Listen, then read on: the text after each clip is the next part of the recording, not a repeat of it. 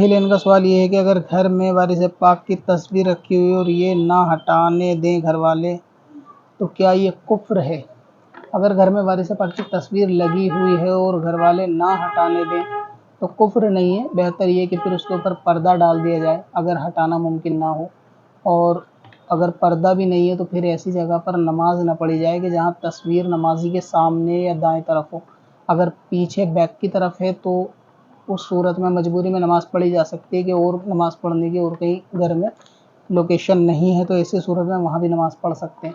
باقی یہ کہ نماز کے لیے تھوڑا احتیاط رکھیں، ہٹانے کے لیے کہہ دیا جائے، زیادہ اگر لگتا ہے کہ فتنہ ہوگا تو پھر سختی نہ کی جائے، ہٹانے کے لیے کہہ دیا جائے، ورنہ کم از کم پردہ ڈال کے اس کو ڈھکنے کی